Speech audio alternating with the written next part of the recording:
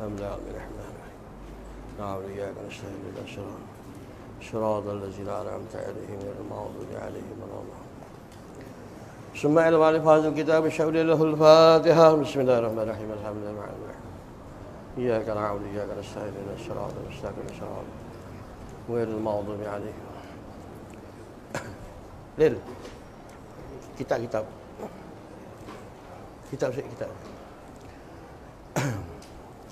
Bismillahirrahmanirrahim. Alhamdulillah ma'amin wassalatu wassalamu ala asyrafil anbiya'i wal mursalin wa habibina wa syafi'ina zamana Muhammad wa ala alihi washabihi ajma'in.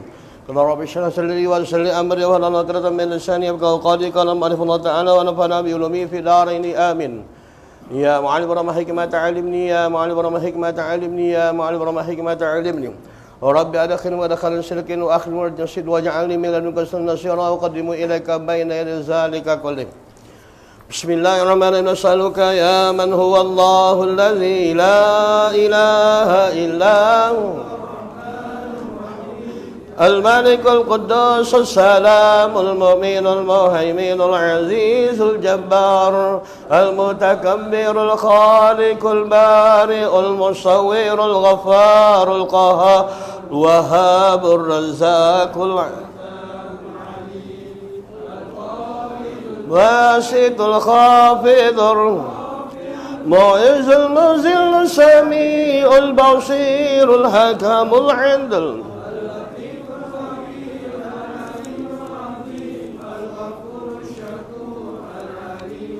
baru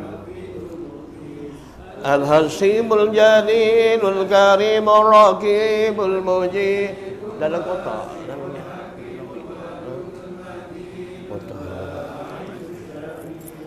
Al-Haqqul Wakil Al-Qawiyul Matin Al-Waliyul Hamid Al-Muhsin Mubdi'ul Mu'in Hayyul Qayyum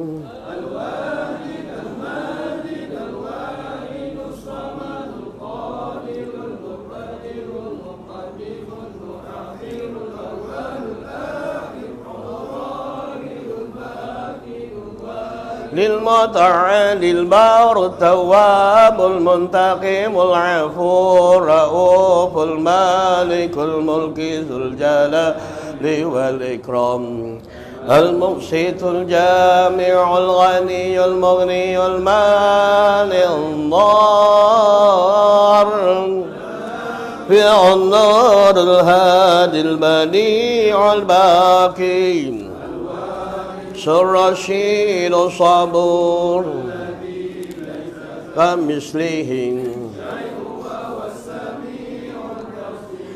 اللهم صل أفضل الصلاة على مخلوقاتك سيدنا محمد وعلى وصحبه وسلم عدد معلوماتك ومداد كلماتك كلما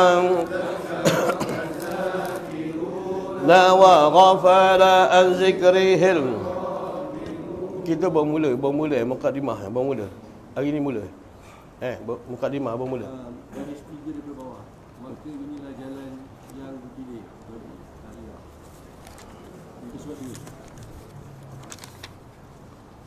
Bismillahirrahmanirrahim. Inilah jalan yang dipilih oleh ahlilah yang tiada ia daripada amal hanya dengan tabiat. Hal kehalkan mana ia daripada tabiat. Yang ini hal keadaan dia meletak dengan penghayatan dalam keadaan setiap masa dan ketika. Dia kalanya dalam keadaan dia tak pakai dengan jalan zikrullah, tapi dia jalan dengan fikir, dia jalan dengan fikir. Maka fikir itu lebih laju dibandingkan dengan zikir. Andainya di antara zikir ditampa dengan fikir, maka tak melencat roh keluar daripada sarang jasad dia. Maka dibawa dia kena dengan jalan fikir sekali. Bila tafakur di antara itu Tuhan, di antara jalan tafakur ni dia lebih laju dalam menuju kepada Allah. Sebab itu bila takdir kata, dia katakan allazina yazkuruna Allah qiyaman wa qu'udan wa ala junubihim. Allazina yazkuruna Allah qiyaman wa qu'udan wa ala junubihim wa yatafakkaruna fi khalqis samawati wal ardh. Orang yang menyebut akan nama Allah Ta'ala dalam keadaan diri, dalam keadaan duduk, kemudian dalam keadaan mengiring. Wa yatafakkaruna fi khalqis samawati wal ardh. Dia hal keadaan berfikir tentang kejadian langit dan bumi. Ada kalanya Tuhan kata di antara hal kata unzur ma bis samawati wal ard. Pandanglah apa yang ada dalam langit. Ada tengok perkataan samawati wal ard, tengok pada pangkal dia. Adakah yang ini ayat kata wa yatafakkaruna fi khalqis samawati wal ard. Mereka yang bertafakur dalam keadaan memikirkan tentang kejadian langit dan bumi. Kemudian selepas dalam keadaan dia berfikir, seolah-olah di dalam antara bayan dia telah bagikan jawapan apakah di antara bakal perkara yang berlaku. Andainya orang yang menyebut dia akan nama Allah serta dengan bertafakur tentang kejadian langit dan bumi, lalu dalam keadaan seolah-olah ayat ini mengatakan Rabbana ma khalaqta hadza batilah. Ya Allah, sesungguhnya kau jadikan perkara ini tak sia-sia. Ada jawapan yang Tuhan bagi orang yang berzikir dalam keadaan diri duduk dalam keadaan mengiring. Pasal jawapan Rabbana ma khalaqta hadza batila, kemudian terus berhitab dia kepada Tuhan, subhanak, maha suci engkau ya Allah, faqina azabannar, jauhkan kami daripada azab api neraka. Nak bagi tahu ayat yang menceritakan Rabbana ma khalaqta hadza batila, seolah-olah dibagikan satu jawapan, sesuatu di antara pembukaan, yakni futuh yang Tuhan bukakan hasil daripada orang yang berzikir berserta dengan fikir. Kalau sekadar dalam keadaan zikir, dia mengambilkan di antara hasanat, yakni kumpulkan pahala. Tapi kalau orang fikir di antara zikir berserta dengan fikir, dia menaikkan darjat di antara sisi Allah Subhanahu Wa Taala. Dia kena fikir salah satu daripadanya. Dengan sebab itu, disiplin dalam keadaan nak berjalan ke Tuhan ni, kalau mengikut di antara perjalanan-perjalanan ahli tarik ataupun perjalanan-perjalanan ahli sofi, faham? Dia ada beza. Macam Profesor Dr. Hamka, dalam segi karya dia ratnya, dia rat, dia tolaknya tarikat kau-kau. Tetapi pahaman di antara tasawuf dia tinggi, tuan-tuan. Profesor Dr. Hamka, kalau tengok dia punya karangan lah, dia rat, memang tolak tarikat ni memang kau-kau. Tapi cara faham dia tu di antara sofi dia tu cukup mencomel secomel-comel. Sampai dalam tafsir Al-Azhar pun dia boleh selitkan di antara sedikit-sedikit di antara pendapat sofi ni. Maka dikatakan Rabbana ma khalaqta hadza batilah. Mana kau jadikan perkara ini tak sia-sia?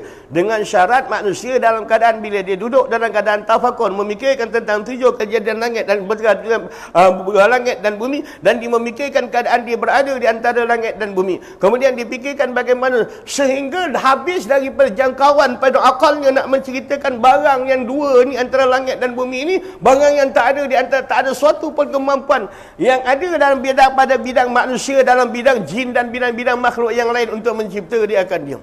Maka jawapan dia yang pasti adalah Allah. Ini jawapan biasalah. Tapi jawapan yang dia akan terkeluar pada ketika itu, ayat yang menunjukkan subhanak, maha suci engkau ya Allah. Satu perkara yang Tuhan akan tunjukkan, satu benda yang takjub yang membuatkan manusia, yang manusia akan dapati hasil daripada dalam keadaan berzikir berserta dengan tafakur.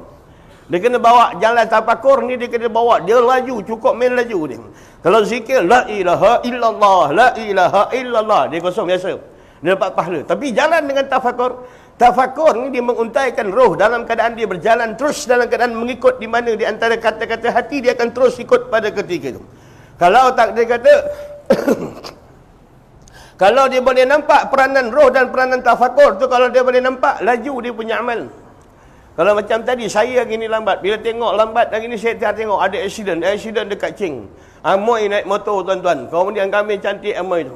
Bila dia jatuh, motor tu habis, terselak, habis semua. Dalam keadaan terselak, terbaring di tengah jalan.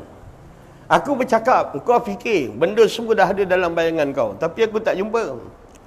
Saja aku karang cerita je, faham? Tapi kau dah sampai tak apa yang aku cakap tu? Kau dah sampai. Faham? Itu yang maksud nak kena laburkan roh ni, ikut jalan. Dia kena ikut. Kalau dia tak ikut, dia tak sampai dia kena ikut dah. Tiba kat Cheng, kau cari mana Cheng? Amoy kami cantik. Kau duk bayangkan Amoy. Dia jatuh pula, jatuh. Bila aku kata pula, terselak habis semua berapa. Padahal benda tak ada. Sekadar aku nak ceritakan, dibawa otak tu, dibawa ke situ. Setiap kali daripada benda-benda macam tu dibawa. Hal keadaan yang aku gunakan akan dia jilaul qulub bizikra, artinya menyucikan hati dia dengan menyebut akan dia. Ya, situ ke? Hal keadaan dengan amal dan hanya dengan tabiat. Tengok pada asal kejadian, tengok pada asal kejadian alam. Tengok mensabitkan dengan jalan perihal keadaan kajian macam ni, dia lebih tepat. Sampai kepada martabat hal keadaan, sampai di antara kepada Allah Taala, yakni al-wasil ila Allah, orang yang sampai dia kepada Allah. orang yang sampai kepada hadrat Allah, orang yang sampai dia kepada Allah, orang yang tenggelam dalam urusan Allah, yang tenggelam dalam urusan Allah, orang yang tenggelam dalam hadratul qudusiyah. Maka hal keadaan seketika istiqamah di atas syariat Allah Ta'ala, itu dia punya tali panjang, tali pegang. Tali pegang dia tu tak boleh nak lepas lah. Kalau tak, dia kata kalau kau menyelam nak pergi cari hakikat yang berada di dalam dasar lautan, tali syariat tu jangan lepas dulu. Kalau lepas tali syariat, takut dalam keadaan kau lemas satu ketikanya, takut berlakunya zindik terkeluar daripada agama. Sebab tu syariat tak boleh nak lepas. Yang kau nak cari hakikat tu, jambatan dia yang paling terang adalah solat. Bila solat itu jambatannya itu kau boleh tinggalkan seketika mata, maka tak ada apa. Dia tak ada apa, tak ada apa, tak ada apa. Syekh Abdul Qadir Jailani qaddasallahu ruhahu wa syarahu, bila dia duduk depan daripada waktu asar, dia keluar daripada pergi ke halaman masjid. Tiba-tiba cahaya putih turun daripada langit, menyamar seperti mana seorang tua. Aku diutuskan oleh Allah untuk bertemu dengan kau ya Abdul Qadir, yakni untuk bagi tahu kepada engkau, di antara engkau adalah di antara orang yang makam yang terlalu tinggi. Mulai daripada ini Allah Ta'ala kata engkau tak perlu lagi semayang. Lalu diludahkan oleh Syekh Abdul Qadir Jailani akan cahaya dan orang tua tu tadi. Tahulah dia, auzubillah, minta berlindung dia dengan Allah Ta'ala daripada syaitan dan rejam. Maka bangkitlah syaitan lepas daripada, lalu dalam keadaan membai'ah, mengangkat tangan kepada Syekh Abdul Qadir Jailani. Mulai daripada hari ini, wahai Syekh Abdul Qadir Jailani, aku janji aku takkan kacau kau lagi, dan aku berjanji aku takkan ganggu kau lagi. Siapa dia? Syekh Abdul Qadir Jailani qaddasallahu ruhahu wa sirrahum. Dia di antara orang yang akan terselamat daripada kebanyakan orang Naqsyabandi. Dia akan ada kawalan daripada mursyid dia, hal keadaan jauh daripada gangguan daripada gangguan syaitan. Seperti mana dalam tarekat Khalawatiyah, kalau tengok Syekh Muhammad Saman rahimahullah ta'ala qaddasallahu ruhahu wa sirrahu, bila mana dia tengok orang yang beramal dengan tarekat dia ni tadi, banyak yang gila dan banyak yang isim, berpunca daripada gangguan jin. Maka masuklah di antara khalifah besar dia Syekh Muhammad Afandi, masuk daripada alam jin dan pertemuan dengan ketua jin, lalu membuat bai'ah dan perjanjian. Dalam tarekat Khalawatiyah, jin tak diizinkan dalam keadaan mengganggu bagi orang yang beramal dengan tarekat Khalawatiyah. Itu kelebihan, faham? Dan kita tak ada macam kita belum kebal lagi bang. Macam-macam jin ada kat kita. Tengok cara pakai seluar pun, jalan pun dah macam jin apa dia. Jalan pun dah macam jin. Jin makan tulang, dia dah habis. Daging dia dah sental, tulang pun dia tala buat sup gearbox. Apa lagi bahagian jin sampai? Jin nak makan sos gearbox tu, dia nak tengok som-som dalam, dah kau tarik dengan straw, kosong. Faham? Maknanya kita dengan jin ni macam sepupu lah, lebih sikit kurang. Betul? Dengan jin ni sepupu. Sebab tu dalam Quran bila Tuhan sebut kita, Tuhan sebut jin. Bahkan Allah lebih sebut jin dulu daripada manusia. Minal jinnati wan nas, daripada jin dan manusia. Laqad zara'na li jahannama katsiran minal jinni wal ins. Aku penuh dan aku humbankan dalam neraka jahanam itu kebanyakan jin dan manusia, kata Tuhan. Seluruh perkataan tu dimula dengan jin, kemudian dimulakan jin, kemudian dengan manusia. Makna kita dengan jin ni satu syariat. Kod kata satu syurga pun satu syurga, kod ke neraka pun neraka. Itu jin, tuan-tuan. Ya, ni. Kalau dia bercakap tu tepat dia. Oh, ini kau silap ni, ini bukan orang lain buat ni, ni orang dekat-dekat buat ni. Apa dia? Orang dekat-dekat buat. Kalau kau tak percaya, kau tengok depan rumah kau tu. Orang dekat ni dia ada tanam kain kuning betul-betul dekat tiang tepi tu. Cuba kau gali. Dia pun gali. Bila dia gali betul jumpa kain kuning, maka sah, dia mengesahkan dalam keadaan memang jiran dia yang buat. Azalzil ni di antara iblis yang besar ni tuan-tuan, dia mendongak telinga dia ke langit begini. Lari dia mendongak telinga dia ke langit begini. Kemudian dia bagaimana dia boleh mendengar perbicaraan apa yang ada berlaku di malaikat yang sedang berada di Lauh Mahfuz. Besok apa ada? Besok apa akan terjadi? Besok apa akan terjadi? Lalu dicurinya akan maklumat ini tadi, maka disampaikan kepada golongan ahli kahin dan ahli araf, yakni tukang tilik barang yang dah lepas dan tukang tilik barang yang akan datang. Betul kata Tok Bomo, jiran saya yang buat, saya nampak ada kain kuning dekat macam tu. Bila perkara dah berlaku, dia mengiyakan di antara orang yang menilik Bomo, Tok Dukun, Tok Pawang besar, Tok Pawang kecil, Tok Pawang putih. Kalau dia meramalkan barang yang dah lepas, dia baca pada barang yang lepas, dia digelarkan sebagai ahli kahin. Orang mengatakan, betul kata Tok Bomo, tolak ibadat 40 hari, reject, tak boleh pakai. Buang ya. Kadang-kadang dah tak ada kerja, tilik Tok Bomo. Tanya Tok Bomo. Tok Bomo boleh tanya tak? Ustaz Asmullah tu betul tak betul bawakan dia? Ustaz Fuad tu bawa tu betul tak betul? Ustaz Rahman tu bawa tak betul tak betul? Bomo kata, bapak kau tu guru aku. Bomo tu kata, aku belajar dengan orang 3 orang ni. Apa pasal buat aku nak suruh tengok? Allahu Akbar. Dia dah tak ada kerja. Sampai tanya Tok Bomo, orang ustaz ni boleh ikut tak? Ustaz ni boleh ikut tak? Ustaz ni boleh ikut. Kalau dia kata, Tok Bomo anak saya ambil PT3. Agak-agak Tok Bomo boleh tilik-tilik tak keputusan dia macam mana? Tok Bomo pun tengok. Alhamdulillah, aku dah dapat tahu keputusan anak engkau. Anak engkau satu je fail, yang lain semua gagal. Apa dia? Dia keluar keputusan betul macam tu. Anak dia fail tu dia tak jadi masalah. Tapi dia mengiyakan kata Bomo. Betul kata Bomo tu, anak aku satu fail, yang lain gagal. Bila dia meramal pada benda yang akan datang, lalu kita percaya dan mengiyakan cakap Bomo, kata Rasulullah, yang ini ibadat 40 tahun dia reject. Yang dah lepas dia pergi 40 hari, ke akan datang dia pergi 40. Tidak ada ramalan dalam Islam. Tak ada. Tak ada nak ramal dia tak ada. Tinggalkan bab tu. Maka namakan akan dia jilat ul-qulub bi zikrillah hati. Saya ada buka muka kat sebelah dah. Kau ni kerti baju jawi tak ni? Maka serta istiqamah di atas syariat Allah. Saya berhenti situ tadi. Maka dia kekal. Pasal dalam Melaka ni ada orang dah terlampau tinggi agama dia. Dia kata tak payah dengan semayang, cukup dengan salatul daim. Hal keadaan hati yang sentiasa berdenyut dengan zikrullah, maka tak perlu lagi pada rakaat, tak perlu lagi pada sujud. Maka dia ambil dengan cara jalan begini. Ini ada satu pahaman yang ada dalam Melaka. Ada satu lagi pahaman, dia kata sekadar duduk termenung saja kemudian pasang pada niat, maka selesai masalah. Hubungkan batin dengan Tuhan. Ini juga ada dekat Melaka. Maklumlah, macam-macam ada. Negeri pun nama bandar yang bersejarah. Apa tak sejarah, apa macam-macam ajaran dia, macam-macam ajaran ada. Satu ketikanya pula, dia bawa pengikut dia pergi sembahyang dekat pergi Hantua. Pergi sembahyang dekat pergi Hantua, dia pergi menghadap mana-mana. Orang kampung kata, oh dek, ke kiblat arah sini. Mana boleh kiblat arah ni? Allah Ta'ala tu mana-mana aja ada. Ini satu lagi pahaman dalam Melaka. Yang Kak Syiah ni jangan ceritalah Kak Syiah yang kena tangkap kat Johor tu. Itu lain cerita. Pak Wahab tu lain cerita. Nak cerita yang asal ni nak cerita. Orang yang hal keadaan bermain dengan bomoh, orang yang bermain dengan kebatinan. Seluruh daripada ajaran dalam ilmu tarekat yang kau ambil, seandainya dalam keadaan dia terbabit dengan apa-apa dalam bidang perubatan dan kepawalanan, batal seluruh amalan tarekat.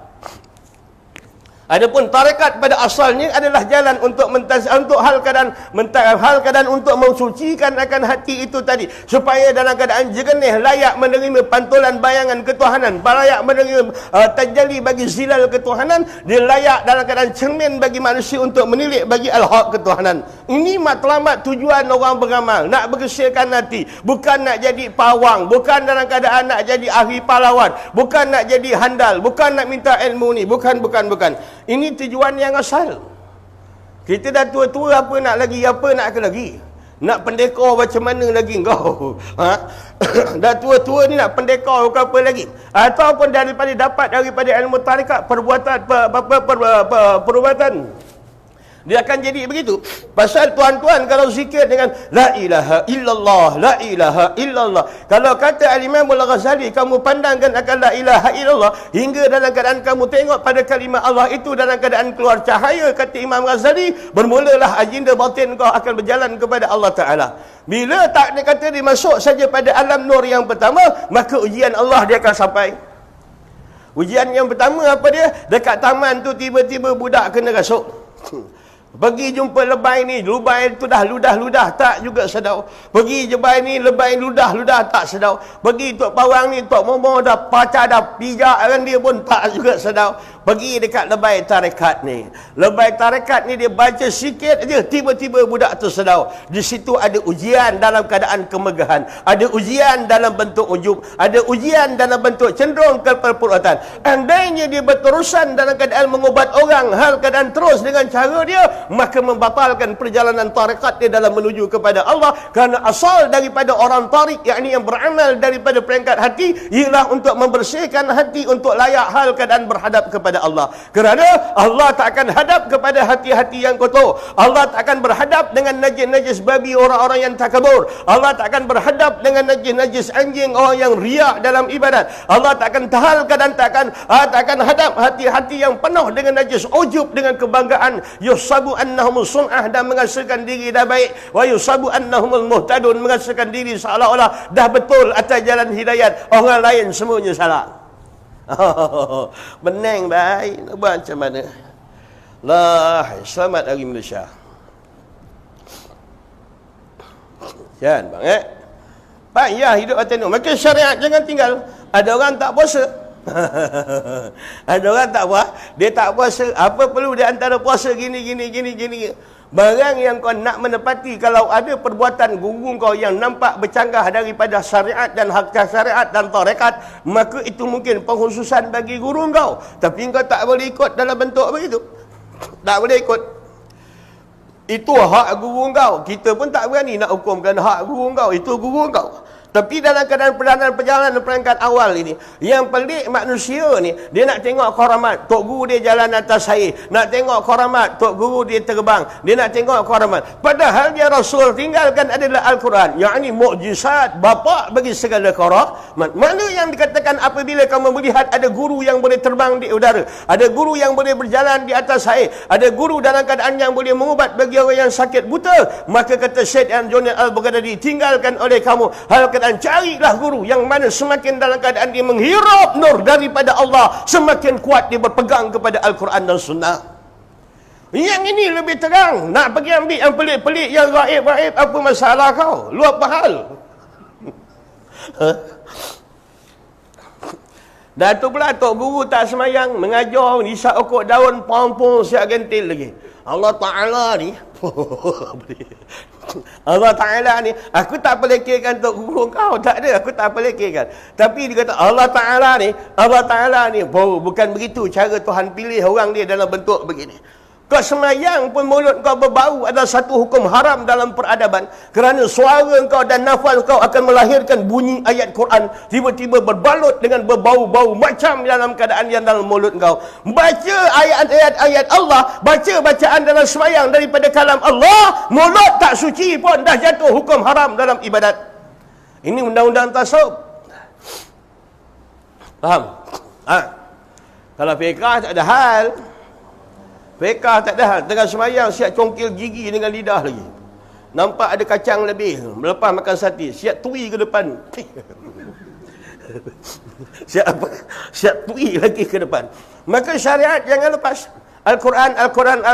Kebanyakan orang yang nak membahaskan tentang ilmu hakikat ni, yang pertama dia tak faham Quran. Padahal hakikat yang bakal terbuka itu adalah barang yang dipaparkan daripada sebalik tabir daripada rahsia-rahsia ayat. Dabbiruna bisab'in, kata Rasulullah. Tadabbur Al-Quran itu bukan sekadar satu makna, dia boleh pergi sampai 70 lapis makna dalam mengungkit rahsia ketuhanan dalam setiap satu ayat. Seperti mana kata Yazid Al-Bistami rahimahullahu ta'ala, qaddasallahu ruhahu wa sirrahu. Apa kata Syekh Yazid? Permulaan muqaddimah pada peringkat ibtidai, ketika dalam keadaan aku peringkat bidayah, mula-mula aku membaca Al-Quran, aku khatam 1 bulan 5 kali, 4 kali, 5 kali, 6 kali, 7 kali. Bila Allah membukakan aku daripada rahsia-rahsia daripada ayat, hari ini ayat aku baru tiba di antara juzuk 18, setelah 18 tahun aku baca belum khatam lagi. Setiap kali aku baca, Allah kopikan rahsia-rahsia apa yang ada daripada Al-Quran. Paling bodoh lah bang kalau orang beramal tarekat ni tinggal Quran lah bang. Orang Melaka kata sumpah aku cakap kau. Orang Melaka kata sumpah aku cakap kau. Orang tarekat kalau tinggal Quran, orang tua yang bakal nak kena tuai dengan Israel kalau tinggal Quran, orang yang tak ada pegangan tarekat, orang yang tak ada mursyid yang untuk memimpin dia, orang yang tak kuat hubungan nur dia dengan Rasulullah, tak ada lagi peguam yang paling cekap selepas daripada mati dia melainkan Quran saja. Ini jaminan Rasulullah. Siapa di antara peguam yang paling kukuh di akhirat, paling kukuh di dalam kubur dan paling kukuh di amil masyar, Al-Quran akan menjadi peguam bela kita. Quran jalan, jangan tak jalan. Baca. Saya boleh baca Ustaz lambat mengangkat. Kau mengangkatnya buat lambat. Kalau kau duduk cepat.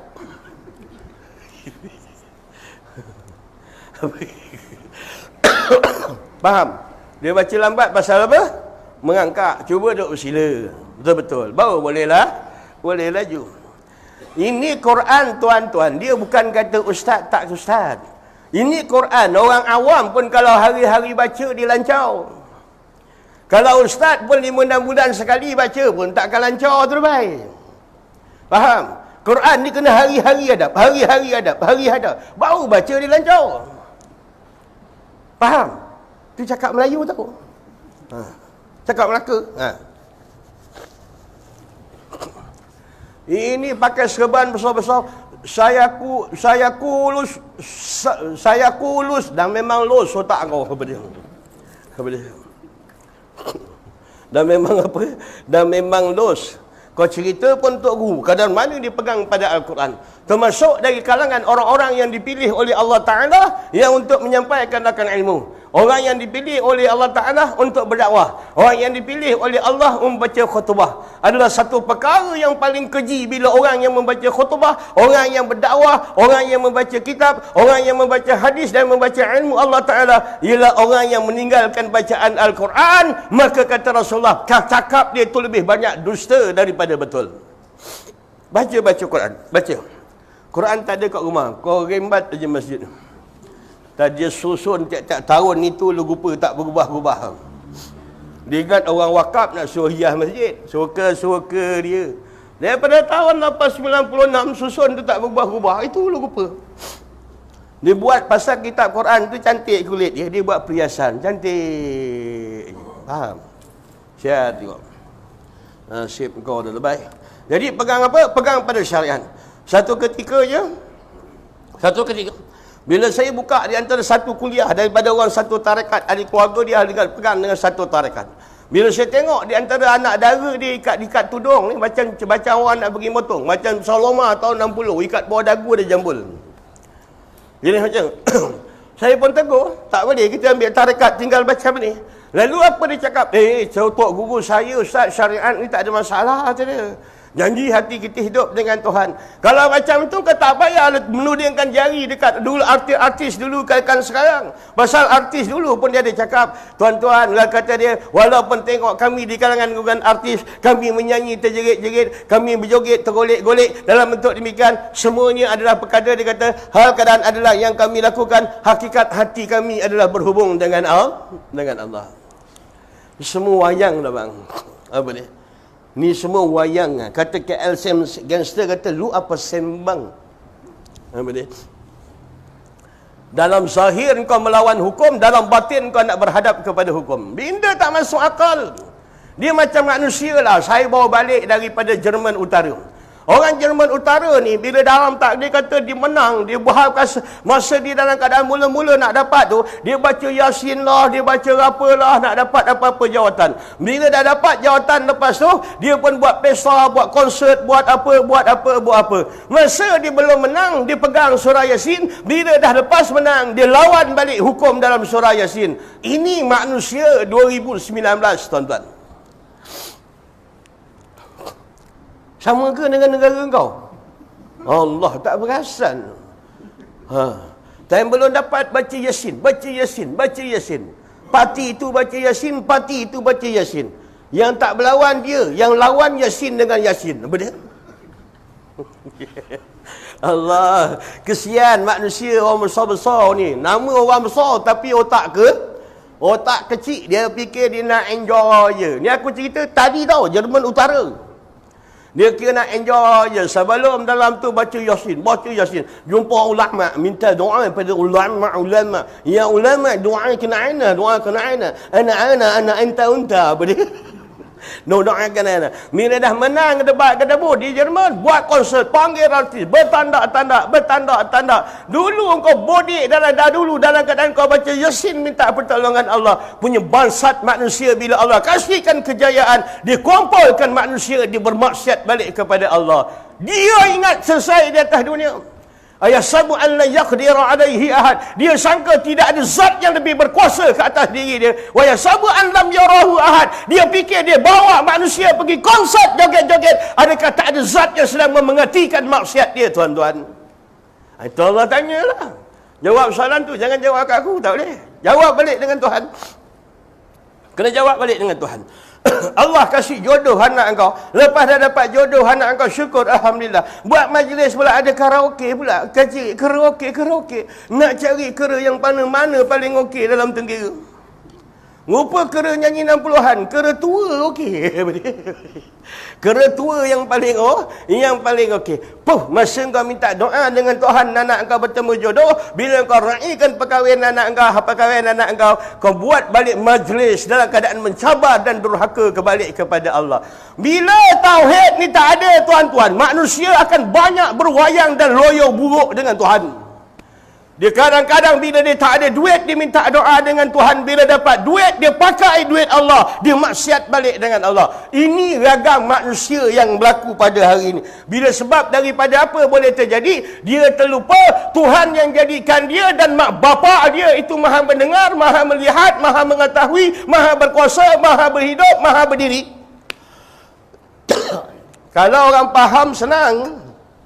Bila tauhid terlepas, tauhid. Masukkan tauhid ni dekat sekolah rendah. Masukkan. Bina macam mana? Orang kalau pandai, dia fikir otak dia, bang. Fikirlah. Apa kata kita hidup dalam masyarakat majmuk ni? Darjah 1 dan dengan darjah 6, bahasa Cina dengan bahasa Tamil ambil bahasa sampingan. Dalam bentuk perbualan. Supaya bila mana silibus ni masukkan dalam sekolah, satu masa ketikanya kita bercakap di antara bangsa-bangsa dia biasa tak ada gap, tak ada halangan. Dia bercakap, kita faham, kita cakap, dia faham. Dah, pada pandang saya, peribadi saya lah, dia lebih baik. Ya? Daripada nak belajar, nak tunjukkan orang ni tulisan khat, dia jadi masalah juga kan. Timbul masalah. Kalau dia tak nak, kita tak nak yang Islam punya, baik tak apa. Kita buat silibus, belajar bahasa-bahasa yang ada dalam Malaysia ni, masukkan dalam silibus budak darjah 1. Kurang-kurang boleh faham. Kurang-kurang 10 tahun lagi, bercakap ni tak ada lagi syak wa sangka.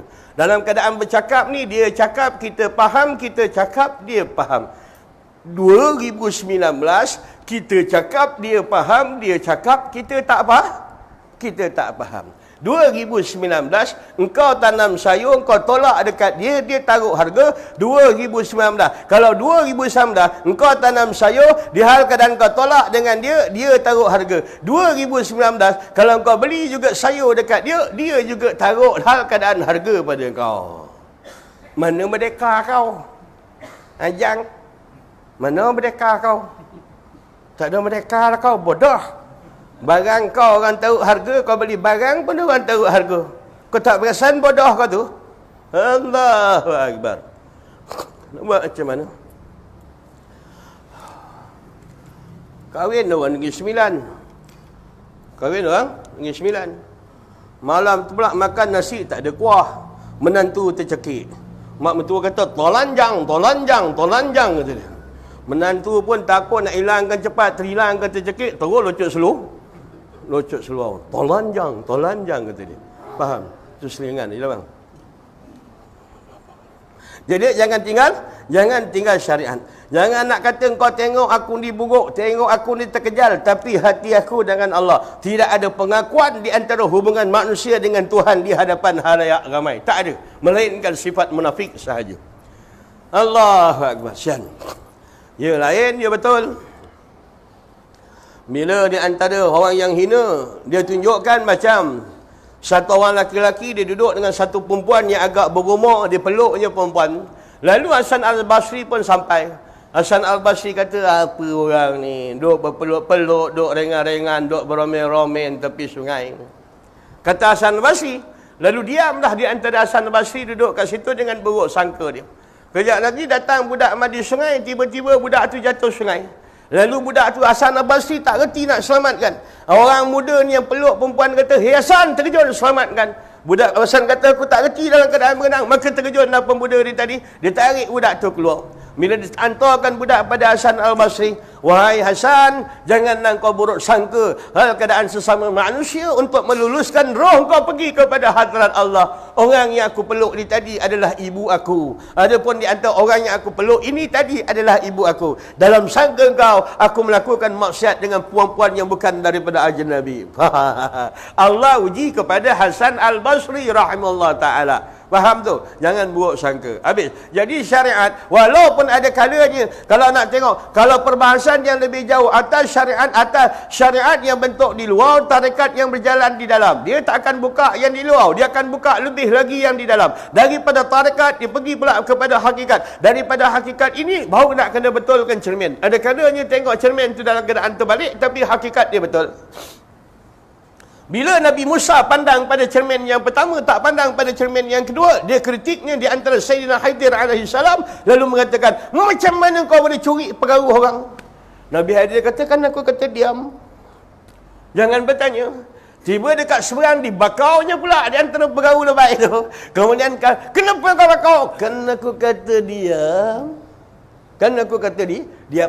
Dia tiba dekat satu tempat, dalam keadaan dibunuhnya satu kanak-kanak. Kan aku kata diam. 3 kali maka berpisahlah antara engkau dan aku, wahai Musa alaihi salam. Kalau ulama tahqiq ni dibahas cukup sedap. Kalau Musa lepas dengan ujian di antara, kalau lepas daripada ujian Khidir alaihi salam, nescaya makam Kalim dia naik kepada makam Habib. Adam tu Safiyullah, kesucian Tuhan. Musa tu Kalimullah, juru bicara Tuhan. Ibrahim tu Khalilullah, teman Allah. Isa itu digelar sebagai Rohullah, Roh Allah. Terjemahan dia lain cerita.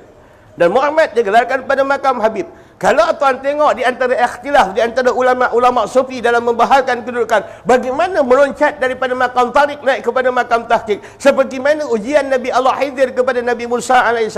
Andai dia kata lepasnya Nabi Musa dengan 5 persoalan tadi, bertukarlah naik makam daripada makam Kalim pergi kepada makam Habib. Siapa dia Habib? Ini Rasulullah. Faham? Habib. Ya. Bukan Habib yang datang tu, dia pergi kat padang, kau berkumpul ramai-ramai. Lepas tu dia kata, Ya Hanana, Ya Hanana. Dengan perempuan-perempuan pun bergoyang. Ya Hanana, Ya Hanana. Kalau kau hana kepala kau sekarang, kau nak berhibur, kau tak boleh pisahkan laki-laki perempuan ke? Pisahkan dah. Kau nak buat konon-konon bila kau dah buat puji, kau dah buat nazam, kau dah buat di antara dah buat madih dalam keadaan sebentuk tu, pergaulan dalam gelap tengah-tengah padang tu boleh bebas duduk ke? Kata Amir pun, I'm sorry. Amir je lawak. Sian bang Habis itu pegang pada syariat. Kalau syariat pun tak tahu di mana asas pada syariat, tiba-tiba ambil tarekat, memang kau cari naas. Memang kau cari naas kalau syariat dalam keadaan tak selesai. Selesaikan dulu urusan syariat. Masalah-masalah tak selesai. Dah 50 tahun dia semayang, apa makna Fatihah dia tak tahu. Dalam 50 tahun dia ibadat, makna tahiyat dia pun tak tahu. Baca macam orang faham. At-tahiyat tak masuk pula. At-tahiyatul baru masuk apa dia. Pakcik, ya tekan ni, ya betul-betul, tekan ni. Pakcik faham tak mana tahiyat? Tak ada dah, tapi pakcik rasa macam faham. Tapi tak tahu makna dia. Faham tu? Itulah, faham. Macam budak-budak lah, sekolah SFI, 5-6 bulan, 5-6 tahun. Dek, kau boleh cakap Inggeris, dek? Tak boleh bang, tapi orang cakap saya faham. Bedah kau. Kalau tak boleh cakap tu, tak faham. Dia jawab dia, faham. Saya tak boleh cakap bang, tapi orang cakap saya faham. Macam kau ngaji tauhid dengan Tugu. Adapun di antara wujudnya bukan sabit dia dengan zat, dengan sebab, dengan satu sebab, kerana dengan satu kerana ilat, dengan satu ilat. Mana? Kau tanya, faham tak? Saya faham Tugu, tapi saya nak bercakap tu tak boleh. Makna tak faham tu. Habis. Senang. Dia kan senang. Baru 2 hari ke?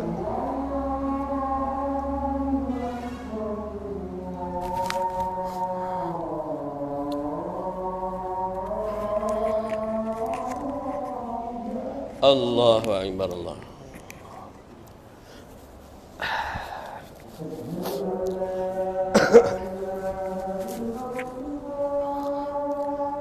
أشهد أن لا إله إلا الله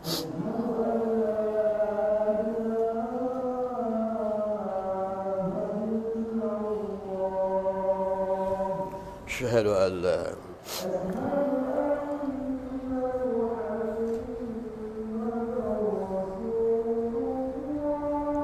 أشهد أن محمد رسول الله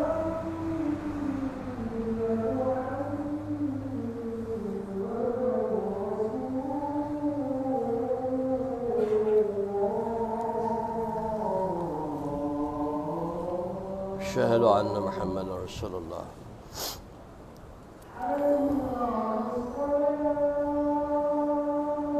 لا حول ولا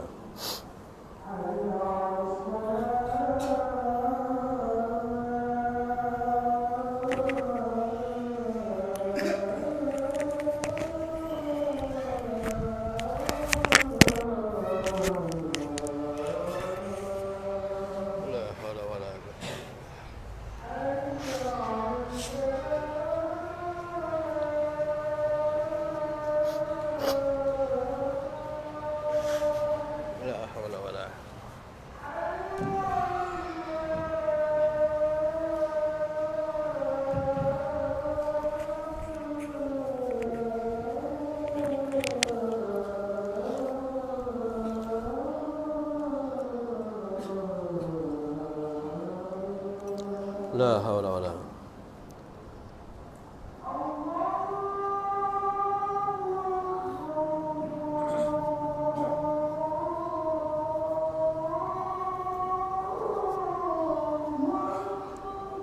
الله أكبر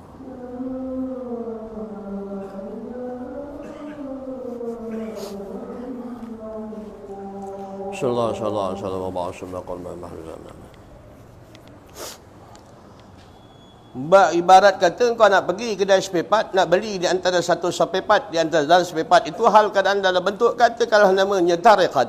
Bila tak dia kata di antara kau nak belikan di antara bahan itu tadi, maka acuan pada syariat tu kau nak kena bawa sebagai contoh. Pasal dia tak pernah bercanggah antara syariat dan tariqat. Bila orang di antara dikatakan man tafaqqaha wa la tasawwafa faqad tafaqsaqa, orang yang gajian dia dengan ilmu syariat tapi tak ambil dia dengan ilmu tasawuf, maka jatuh dia kepada fasik. Wa man tasawwafa wa la tafaqqaha faqad tazandaqa, orang yang mengambil pula ilmu tasawuf tak tahu dia pula tentang ilmu syariat, maka ibadat itu boleh jatuh pada zindik. Zindik ni maksudnya dia boleh keluar agama murtad lebih daripada 100 kali lagi tuan-tuan. Sebab tu saya tanya tuan-tuan, agama mana yang tak ada puasa? Agama mana yang tak ada pakai ihram? Agama mana yang tak ada di antara hal keadaan? Agama mana yang tak ada apa kata orang? Yang tak ada di antara bersuluk, yang duduk dalam keadaan betapa yang tak ada, semua ada. Cuma nak membezakan kita je. Sami itu pakai baju yang macam ihram tu lagi pula bertahun. Kita mesti ihram aja. Hukum bukan nak kata hukum, tengok kaedah dia. Dia tak kadang-kadang dulu daripada asal Sami ni tak pakai sipar. Lah saja dia dah pakai sipar. Pakaian berjahit pun dia tak pakai. Kita pun tak pakai. Dia sebab begitu. Maka nak faradkan yang mana pahaman daripada syariat yang betul. Kalau tidak, dia akan jadi masalah. Yang itu mula macam-macam bagai yang keluar dalam ajaran tasawuf. Bila acuan syariat itu dalam keadaan tak dipahami atau tak dipelajari ataupun dalam keadaan ditinggalkan. Pertama, jalan syariat dulu. Jalan hukum tu dulu. Sebab tu orang tua-tua dulu, dia tak ada kerja, dia duduk je.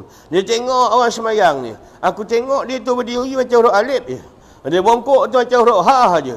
Dia sujud tu macam huruf mim je. Dia duduk tahiyat macam huruf dal je. Adapun semayang itu merupakan lambang bagi hal keadaan lakonan bagi kalimah alif ha mim dal, yakni Ahmad. Itu orang tua-tua punya ilmu, bukan kat sini dalam kitab ni. Itu cara orang tua-tua. Dia tengok orang tu sujud, kepala tu macam mim, kemudian siku yang terangkat tu macam ha, lutut yang turut tu macam mim, kaki yang melipat tu macam dal. Hakikat sujud tu nampak gambaran bagi kalimah Muhammad. Ini orang tua-tua punya dulu tau, bukan ilmu kita. Kita belum tua. Dia tak ada kerja, dia buat macam tu. Maknanya cara dia orang mengkaji. Jalan yang bawa dengan cara tafakur dan dipaham dengan cara begitu, dia lagi senang. Sebab tu kadang-kadang kita tengok macam mana orang tua-tua ni boleh tahu bahawa di antara subuh tu ambil daripada syariat Adam, yakni 2 rakaat. Di mana dia ambil di antara Zuhur daripada Ibrahim 4 rakaat.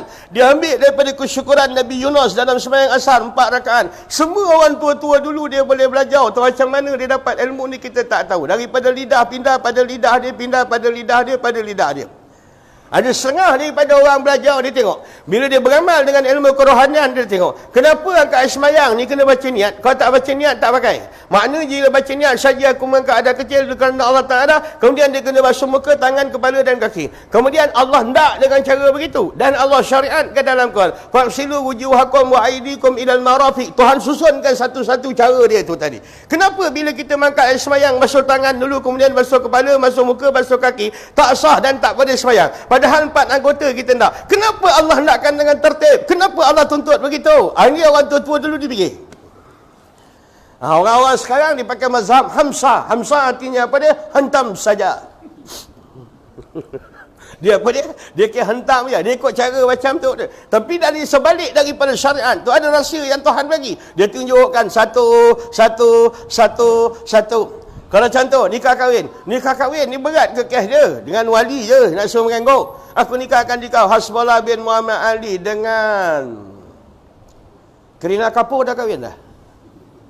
Kau kan kenal Karina Kapoor. Yang kau kenal Kasma Boti.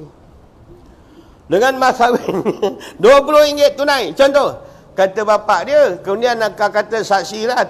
Saksi terkukur Jawa ni kata, sah. Ya. Sekali angguk dulu RM3. Dululah. Jadi saksi ni dia ingat dia angguk banyak dapat lebih. Tak, tetap RM3. Dia angguk dapat RM3. Senang aja. Kuat ke kes dia ni? Tak kuat. Pasal kalau ada ciri orang India ke orang Cina ke dia masuk Islam, lelaki bini dalam bentuk macam tu. Perlu ke dia nikah lagi? Tak perlu.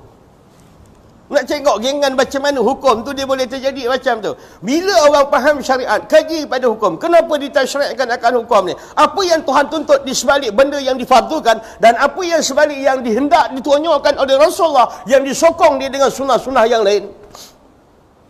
Sepatut dikaji begitu bang.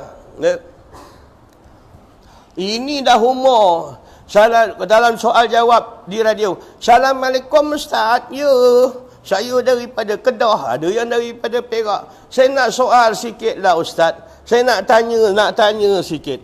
Mana dulu nak benar buat Ustaz? Sembahyang tahajud ke sembahyang witir? Yang bertanya tu cara dia berjawab tu suara 50 tahun lebih tuan. Bila satu tempat tak ada pengembangan ilmu, dia jadi begitulah bang. Soalan-soalan tu kadang-kadang memalukan. Dulu saya buka satu kelas ke satu gerakan wanita saya pergi ngajar situ. Ustaz, kalau laki saya malam tu Ustaz, tak petang tu tak apa dia makan tongkat ali ke, tongkat mijit kampung ulu ke, saya tak tahulah Ustaz. Dan lepas dia ada round yang pertama Ustaz kami dah makan, tiba-tiba dia lapar balik. Dia nak kali kedua pula, nak makan trip yang kedua. Adakah saya kena mandi 2 kali Ustaz? Ni soalan layak ke keluar untuk umur 40 tahun, 50 tahun? Ya betul, dia bersoal menunjukkan di antara betul, dia nak tahu. Tetapi nak meletakkan nisbah bagi kedudukan bangsa ni dalam kebangkitan dan ilmu, dalam peringkat 40 tahun masih banyak lagi yang tersangkut dalam urusan fardhu ain. Ya bang, ya, cuba pelan-pelan faham. Jadi syariat tu ambil faham, jangan tak ambil faham. Bila syariat tak faham ni dia jadi penat lah bang. Macam contoh orang baca Quran. Bila baca Quran, baca bagus dia baca bagus. Dah habis dia baca, kemudian dia tu besok dia buat pula perangai. Apa perangai dia? Contohlah. Bila kata dia tengok anak yatim main kat situ, dia pun tengking. Hoi! Dia tengking anak yatim. Padahal Al-Quran kata wala Bazalikal lazi yad'al yatim, yang demikianlah mereka yang mengherdik anak-anak yatim. Siapa golongan ni Allah cap? Ra'aital lazi yukazibu biddin. Kau nak tengok tak lebay-lebay ustaz-ustaz, ulama-ulama, orang lebay-lebay, pak haji yang penipu dalam agama. Salah satu daripada dia apa? Orang yang mengherdik anak yatim. Apa lagi orang yang menipu dalam agama? Dapat duit dia keham, suruh dia anak beranak, tak pernah bagi pakai miskin makan, termasuk di kalangan yang dikatakan oleh Allah Ta'ala yukazibu biddin, lebay-lebay yang berwayang dan penipu dalam agama. Selesaikan syariat dulu. Kita kena zikir, kena buat. Tiba-tiba ada orang datang. Kita ni kalau boleh nak aman, kita dengar cakap Tuhan.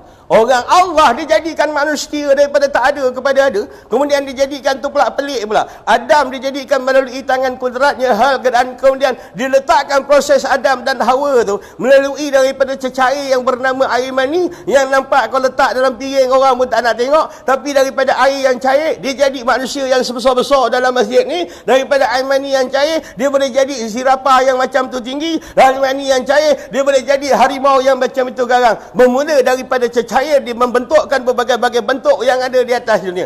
Dia tahu perangai manusia begini, perangai rimau macam ni. Perangai rimau begini, perangai Ultraman macam ni. Tahu perangai Ultraman? Kau tak tahu. Perangai Upin Ipin macam ni. Semua dia tahu.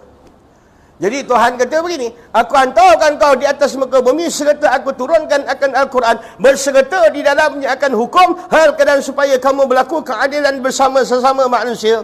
Jadi kita ceritalah, makcik kau zikir tarekat apa? Saya tarekat. Kau sebut nama tarekat, orang marah belakang.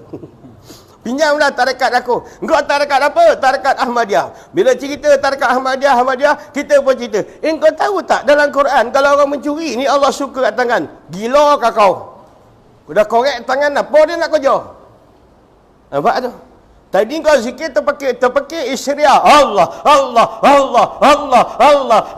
Bila Al-Quran hukum kata begini, kau lawan balik Tuhan yang kau sebut siang tadi. Tak ke penat punya kerja ni bang?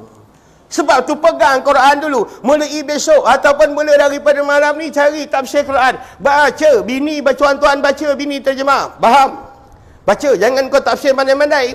Baca mak kau. Zalikal kitabul la raiba fihi hudal lil muttaqin. Itulah kitab yang tiada syak padanya, petunjuk bagi orang yang takwa. Kenapa Al-Quran tak mendatangkan kesan pada manusia? Pasal syarat orang yang nak dapat di antara petunjuk daripada Al-Quran, orang yang membaca itu muttaqin, orang yang bertakwa. Bila ada sifat takut dengan Tuhan, baru Al-Quran akan mendatangkan pengajaran. Itu natijah dia tu, hudal lil muttaqin. Faham? Boleh bang? Faham betul bang? Jangan salah faham. Besok zikir lagi. Allah. Rupanya orang kalau berzina ni Tuhan kata rejam sampai mati. Engkau ni cakap tak masuk akal lah. Tak ke zalim punya tu. Nak baling orang sampai mati. Semalam kau cerita sebut akan nama Allah. Yang menceritakan hukum rejam juga adalah hukum yang datang daripada Tuhan yang menganugerahkan kau tarekat. Yang menghidupkan kau. Yang tahu asal-usul manusia. Dia tahu perjalanan manusia. Manusia oleh kerana tak faham tentang Tuhan. Wa ma qadarullahi haqqa qadrihi. Sungguh-sungguhnya kau ni kenal Tuhan tak cukup kenal kata Tuhan. Kau sayang Allah tak cukup sayang. Kau cinta Allah tak cukup cinta. Maknanya engkau tak apa yang berjalan kepada Allah selagi tak bercanggah dengan nafsu kau. Maknanya kalau tak bercanggah dengan nafsu kau, tak bercanggah dengan undang-undang kau, tak bercanggah dengan parti kau, tak bercanggah dengan kaum keluarga kau, tak bercanggah dengan pantang larang nenek moyang kau, engkau tetap dalam keadaan mengikut agama. Bila satu hukum yang bertindan kepada diri kau, parti kau, kumpulan kau, nenek moyang kau atau keturunan kau, lalu kau betah balik perkataan Allah. Penat bang, penat kalau orang tak faham Quran ni. Baca balik baca. Kalau tak ada, pinjam rembat masjid ni kejap. Besok hantar balik. Faham? Bini cakap, bini kau baca yang Arab. Alah bang, saya tak mengaji bang. Dulu dah beli Quran, ustaz tu mati. Okey, tak apalah. Kau baca Rumi pula. Rumi pun tak lepas bang. Laki kata macam mana aku boleh kahwin orang bodoh macam kau ni. Jawi pun kau tak tahu, Rumi pun kau tak tahu. Rumi kau tak tahu. Kalau dia tahu Rumi, baca. Tuan-tuan baca. Zalikal kitab ara'aital ladzi yukazzibu biddin. Bini baca. Tidakkah kau tahu penipu, pendusta dalam agama. Zalikal ladzi yad'ul yatim. Demikianlah mereka yang menghardik anak yatim. Wa la yahuddu ala ta'amil miskin. Dan mereka yang tidak memberi makan kepada. Fawailul lil musallin. Celakalah bagi orang-orang yang sembahyang. Macam tu. Kena baca sekali lalu terjemahan Quran. Baru kita tahu apa mesej yang Tuhan nak atas kehidupan di atas dunia. Bukan dia baca-baca, lepas baca-baca, dia cium. Dia punya cium tu terperanjat. Arab terperanjat unta tuan-tuan. Dicium pom pom pom pom pom pom pom pom pom pom pom. Quran untuk dipahami. Quran adalah peta. Quran adalah petunjuk. Quran adalah jalan di antara, dia merupakan jalan yang dibagi untuk memimpin manusia bagaimana nak lalu dicelah daripada ujian dunia untuk teroka masuk ke dalam akhirat yang kekal abadi. Itu tujuan daripada Al-Quran. Kalau sampai dah nak kembali balik kepada Allah, tak pernah baca terjemahan Al-Quran, dan nak kembali balik kepada Allah, tak baca lagi mesej Allah, apa nak kita jawab ni besok baik? Kena cari terjemahan Quran. Dia ada jual kat farmasi. Farmasi. Saya pun beli kedai seseng gitu. Apik kata ada satu salinan lagi, ada satu salinan haji. Apik selama kau. Allahu Akbar. Nak buat macam mana? Jenis kedekut. Masuk kedai RM2 pun nawar lagi. Apa dia? Masuk kedai RM2 pun ditawar lagi. Makcik dah beli banyak ni, tak boleh kurang pun. Ini jenis orang kedekut ni. Kalau kau dekat dengan dia, nafas dia memang bau jering. Dan aku namakan akan jilaul qulub bizikrillah, hal keadaan dengan kata menyucikan hati dan juga menyebut akan nama Allah. Engkau nak sebut nama Allah, takkan kau boleh sebut melainkan dengan pertolongan Allah. Dan Allah takkan datangkan pertolongan kepada engkau melainkan di antara hal keadaan dia amdak dulu di mana tempat urusan Allah pada manusia, yakni pada hati. Sucikan dulu hati, baru dapat pimpinan daripada Allah. Buanglah riak, takabur, ujub, sum'ah, gedebak, gedebuk, buang hasad, dengki, keldai, unta, Baghdad ni buanglah. Semayang satu imam, ngadap satu kiblat, Quran satu, Nabi satu. Tapi semayang dalam satu saf, rupanya bermusuh-musuh, dia tak bertegur dia, tak bertegur dia, dia tak bertegur dia. Peduli kan lah. Jadi bila berlaku zaman politik, cuba politik lah. Bila dah selesai masalah macam tu, tumpukan balik, imarahkan balik masjid, bersatu balik di bawah azan, bersatu balik dalam majlis ilmu. Besok pilihan raya, kita berasak balik. Kau tak setuju pimpinan ni, kau tukar. Kau tak setuju, kau tukar. Kau setuju, kau tukar. Itulah cara dia. Bila dah selesai tu, dah lah, dah sudah-sudah lah nak. Sampai dalam keadaan main pulau-pulau kat masjid, sampai Allah Akbar. Kadang-kadang tak puas hati lagi dah berapa bulan dah kerajaan, dah kat setahun dah kerajaan bertukar. Imam kena pecat, tak puas hati lagi bang. Nak memerontak lagi dalam kampung, tak selesai masalah. Bila tak ada kata, apa keputusan yang kau dapat hari ni? Hari ni, ya, hari ni. Orang tanya adakah wajib mentaati dia? Ya, kena taat selagi tak bercanggah daripada Al-Quran dan hadis. Kalau kau tak puas hati, 5 tahun lagi kau bertindak.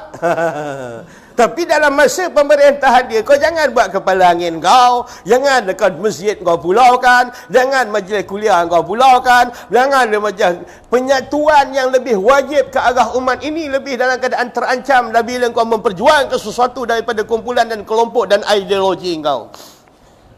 Faham bang? Kena faham dah bang. Jangan tak asup sangat. Yang dah lepas. Kalau tak puas hati, tunggu masa akan datang. 4 tahun lagi akan datang.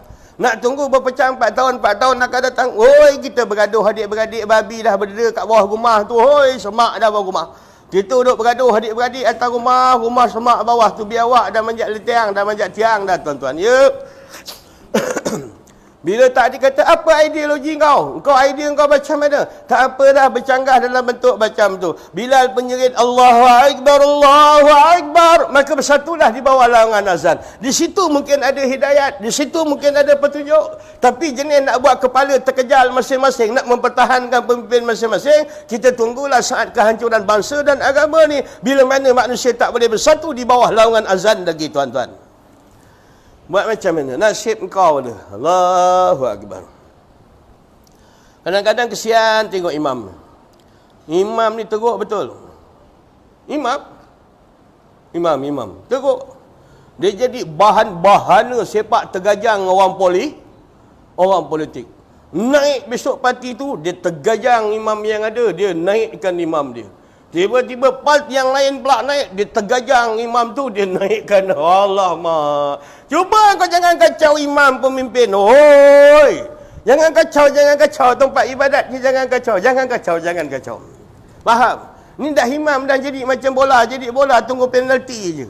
Naik kampung kumpulan ni, dia sepak zub gol. Naik kumpulan lain. Cukup masa naik kumpulan lain, dia pula kena sepak penalti lagi. Bolosop imam kena tendang. Sampai bila bang kau tengok seleki imam-imam masjid ni? Oi. Allahu Akbar. Engkau punya tidak ngangkut naik tai tu. Tak tahu tidak terjemah doa kunut tu. Habis.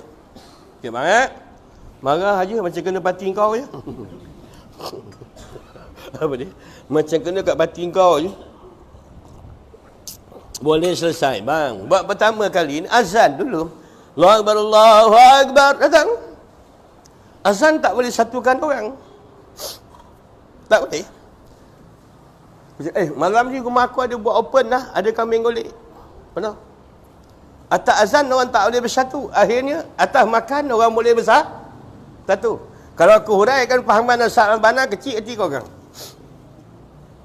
Roh tarbiyah wa ta'lim, macam mana dia hal keadaan serami, bagaimana tarbiyah dibuat bentuk macam tu. Kehinaan manusia dalam bentuk macam tu. Pasal dalam kampung ni tuan-tuan, ada satu jenis makhluk spesies dalam kampung ni, dia tak semayang, dia tak datang masjid. Tapi kalau rumah orang kahwin, dia rajin nolong.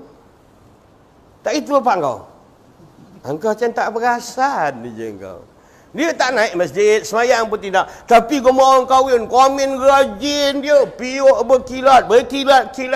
Kadang-kadang sampai muka Pak Mentua Pengantin pun dia gonyor dengan berpiuk. Kasih berkilat. Tapi semayang dia tak nak. Naik masjid dia tak nak. Ada satu golongan macam ini. Setakat hari ini apa yang berlaku depan mata saya, orang yang duduk dekat masjid, yang datang bila dia mati, jenazah yang semayang kat dia, ada 3-40 orang. Yang kutu yang tak semayang ni tadi, yang tak semayang, yang bini dia keluar head, dia laki dia keluar lipas sini, tapi pantang orang kahwin, dia lah yang paling rajin tolong. Mana orang kahwin dia rajin tolong? Bila dia meninggal dunia, ratusan orang datang ziarah jenazah dia tuan-tuan. Faham? Nak cerita ada spesies begitu. Jangan pula aku cakap macam itu, kau buat mazhab baru, tak semayang, tak apa, orang kahwin kena tolong.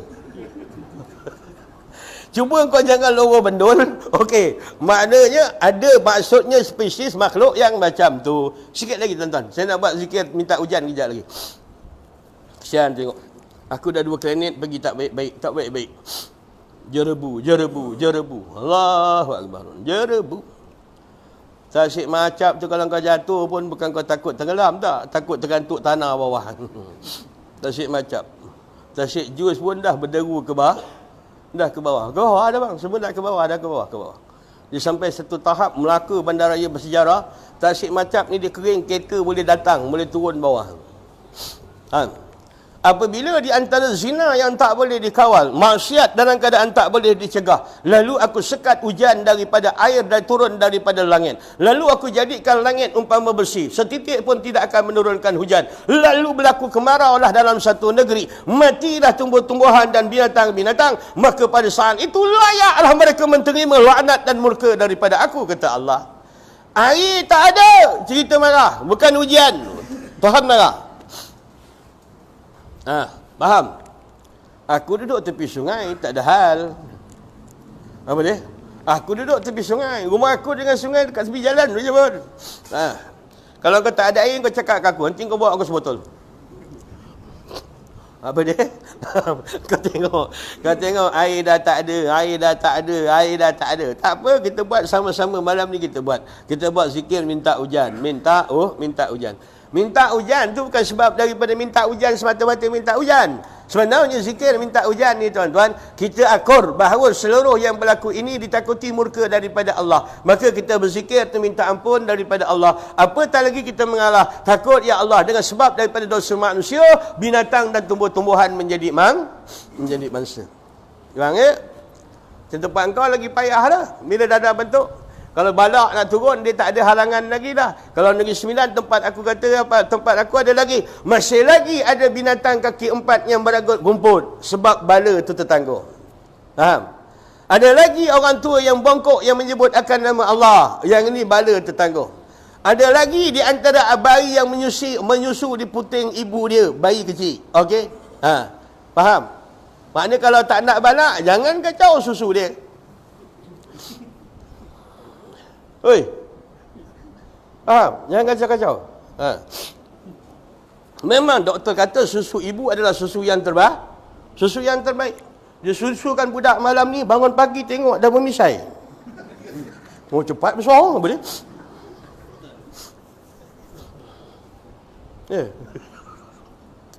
Allahu Akbar. Gigi pun dah penuh. Habis. Baik, ini satu mukadimah ketahui oleh bahawasanya segala samba Allah itu 3 perkara. Oh, ini jauh pergi ni ke bang. Okey, saya ambil 5 minit yang pertama. Yang pertama, ahli dunia dia itu segala orang yang jahil ataupun yang lalai daripada Allah, yang dikatakan ahli dunia, orang ahli dunia dia letakkan 2 sifat. Yang pertama jahil, cakap Arab, bodoh cakap Jerman, bangang cakap Korea, bahlul cakap Spanyol. Faham? Jahil itulah. Nama dia jahil. Jahil. Abu Jahal tu bukan nama dia penuh. Bukan nama betul. Gelaran Abu Jahal, bapa kebangangan. Faham? Dia bapa kebangangan. Orang yang dapat gelaran, dia jenis jahil murakab yang bersusun-susun. Orang jahil murakab ni, kepala dia pakai kopiah pun, kalau dia mati terkeluar daripada agama. Dia dah tak tahu agama. Dia dah tak tahu. Dia tak nak belajar, tak nak hilangkan dia punya tak tahu. Dia tahu, dia tak tahu. Dia tak nak hilangkan dia punya tak tahu. Dia tahu, dia tak tahu. Tapi dia cuba nak hilangkan dia punya tak tahu. Orang macam ni kena tolong. Ada orang tahu, dia tak tahu. Dia tak nak cari jalan pula bagaimana nak hilangkan tak tahu. Bila bercakap dengan orang, dia pula ada pendapat sendiri orang yang tak tahu ni. Yang Rasulullah kata, yang ini kau jauh. Memang bahaya punya orang ni. Dah bodoh, ada pendapat lagi pula. Ini bahaya yang ketiga ni. Dia dah bodoh tak tahu. Dia tahu yang dia tak tahu. Dia tak nak usaha hilangkan tak tahu. Tapi kalau bercakap, ada pendapat dia. Kalau tengoklah kedai kopi. Kalau kedai kopi dia tengah-tengah cakap, ini apa surat khabar ni begini. Lepas tu dia kata, mana boleh? Agama kata tak boleh. Lepas tu dia tanya, betul tak Ustaz? Aku tak tahu lah. Agama mana yang kata tak tahu ni? Engkau belajar mana kata agama kata tak tahu ni? Kau nak main segegah agama kedai kopi macam tu? Tak, kau usah sekolah tak boleh. Tak boleh. Tak ada nak kata, agama pun tak suruh. Jangan. Kau jangan cakap pakai akal. Kau cakap tak tahu tu lagi besar pahala. Lagi pada kau mengaku hal keadaan kau belagak macam kau tahu. Kata Sayyidina Ali, hal keadaan binasa orang yang mengajar itu apabila dalam keadaan dia tak tahu soalan, tetapi nak menjaga data tak tahu soalan, jawapan untuk orang soal dia, lalu nak menjaga image dan title dia jawab juga walaupun ada kalanya dalam keadaan bercanggah. Yang ini ulama terjun ke bawah. Ada bahaya. Yang pertama, ahli dunia. Orang gilakan kepada dunia. Apa dia gilakan kepada dunia? Kalau operate otak dia. Kalau tak, dia kata dekat dia ni ada apa? Ada orang kata apa? Ada memory card. Kalau buka akan balik daripada pagi dia bangun tidur sampai dia tidur balik malam ini dalam tempoh 24 jam. Berapa minit dia ingat Allah, berapa minit dia ingat mati, berapa minit dia beramal. Faham? Ini kitab ni dia kedarat je. Dia tak ada nak main separuh beramal. Tembang bis sembahyang. Tak. Ini dia berkah mempercayai. Tak ada. Faham? Dia kira macam tu. Ahli dunia. Walaupun dia sembahyang. Allahu Akbar. Bila tak ingat Allah tu, manakala hati dia mengingati dunia. Habis. Betul orang kata, apa benda yang paling payah? Nak kunci hati 3 minit dalam sembahyang maghrib bukan kerja yang paling ringan. Syekh Junaid Al-Baghdadi bermujahadah nak kunci diri dalam sembahyang supaya terkunci hati dengan Allah. 70 tahun dia bermujahadah. Bila orang tanya umur dia, Syekh Junaid berapa umur kau? 73 tahun. Dah lama dah kau sembahyang? Sejak umur 70 tahun. Kenapa? Hal keadaan 70 tahun aku mencari di mana hakikat solat. Aku cari di mana cara mengunci diri dalam ibadat. Faham? Kalau sembahyang maghrib tadi, Allahu Akbar, terdetik satu je cerita yang lain daripada sembahyang. Itu sembahyang pada hakikat batin dah tak ada kena-mengena lagi dengan urusan Allah. Untung ada ilmu syariat, ikut pada rukun 13 saja. Allahu Akbar, dah fikir-fikir, ustaz tu datang tak? Habis batin dah tak ada kena-mengena lagi dah dengan urusan ibadat dengan Allah. Allahu Akbar, malam ni nak pergi makan kat mana? Habis, selama persoalan tu habis. Penat bang, nak kunci hati ni bukan senang. Yang boleh berjaya kunci hati cinta ni Ramlah je. Kau kunci cintaku di dalam engkau buat tak hafal pula engkau. Allah. Kau habis ke dalam lirik tu? Kau kunci cintaku di dalam hatimu. Haram lah haram. Kan senang nak kunci hati. Kau tahlil malam-malam seorang-seorang, berapa hati kau boleh hadap kat Tuhan? Berapa minit? La ilaha illallah, la ilaha illallah, la ilaha illallah. Berapa minit? Tinggi-tinggi 50 je, baik. Kejap lagi kaki kesemut. Kaki kesemut dia mula ada zikir bergentak-gentak. La ilaha illallah, la ilaha illallah. Rupa kaki kesemut. Ingat mabuk apa dia? Apa dia? Dia tak syok. Orang biasa zikir kan orang mabuk. Orang mabuk kan dia hoyang. Tak, dia hentak dua-dua kaki. La ilaha illallah, la ilaha illallah. Kenapa kau ni? Kenapa ni? Mabuk sangat ke? Dapat nol ke? Tenggelam ke? Tak ada ustaz. Dua-dua ke semut. Satu ke semut, satu ke rengga. Apa dia? Tuan-tuan, buat macam mana? Berapa minit? Tak boleh. Cara nak buang ingatan bentuk macam tu tak ada ubat lain. Saya dah ingatkan berapa kali. Panadol dia banyakkan la ilaha illallah je.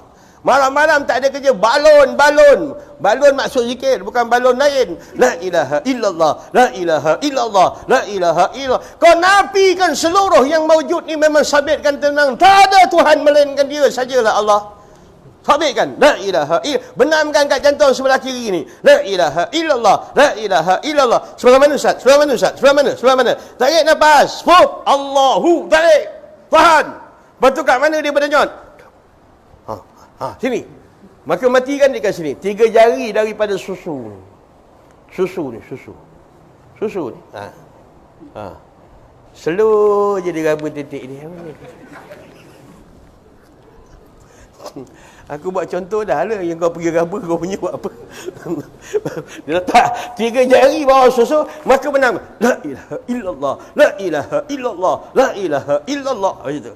Sebut oleh kamu akan nama Allah seperti mana pokok. Bila dapat lagi akan nikmat angin lebih kuat digoyang. Seperti mana orang yang berzikir lebih banyak lagi di antara tiupan nur daripada Tuhan lagi mabuk dia dengan karam dalam urusan mengingati Allah. La ilaha illallah, la ilaha illallah.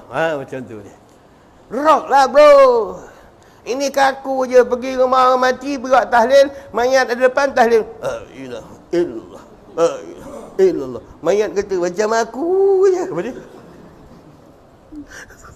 Mayat kata macam aku lebih kurang. Baik kau baring, aku pula tak. Aku pula tahlil. Nisbah begitu. Hayana tu zikir dia boleh kuat. Siapa kata zikir kuat ni tak boleh? Buat jangan kau tak payah kau nak bertekak. Kita datang berzakarah. La ilaha illallah, la ilaha illallah. Kalau dekat rumah tu bunyi kat telinga je. Bunyi la ilaha illallah, la ilaha illallah, la ilaha illallah. Ni salah. Belajarlah. Yang 40 tahun ni buat 100, 200, 50 tahun, hayun, 200, 300, 60 tahun, 60 tahun, hayun 500 satu malam, 70 tahun, hayun sampai kau tertidur. La ilaha illallah, la ilaha illallah. Dia bikin. Dia duduk sibuk kira tasbih dia. La ilaha illallah, la ilaha illallah, la ilaha illallah. Dia tasbih ni bang, dia kena ketat. Dia masukkan celah jari ni. Bila dia kata la ilaha illallah, la ilaha illallah, ibu jari telunjuk ni nak kena hidupkan pasal dia menggerakkan hati ni. Sebab tu syahadat dia kena angkat ni dengan 2 jari ni. Asyhadu an la ilaha illallah. Dia kena jalan 2 ni. 2 ni dibesarkan. Di antara saraf dia ni pergi ke jantung. Sebab tu gerak kata la ilaha illallah, la ilaha illallah, la ilaha illallah. Kau nak tengok sampai habis ke tasbih ni? La ilaha illallah. Faham? Itu cara. Ini tasbih kau macam spender orang tua dah tak ada cerut. Kambing jauh. La ilaha illallah. La ilaha illallah. Dia punya benang dekat sejengkal. La ilaha illallah. Kalau aku tengoklah tasbih macam tu, mau aku senyap belakang kau lebih. Cari tasbih yang ketat-ketat macam ni. Faham? Lepas satu tasbih, di ujung ni dia ada 10 lagi. Dekat 10 sini ada satu tali lagi. Zikir cukup 100, tarik sini. Cukup 1000 sini, pindahkan benang ni pada yang pertama. Kalau siapa yang ada satu benang, dengan sini satu benang, satu tasbih, dia tak pakai alat yang lain, dia boleh zikir 100,000 dengan menggunakan satu tasbih. Okay, faham eh? La ilaha illallah, la ilaha illallah. Tarik, la ilaha illallah. Faham?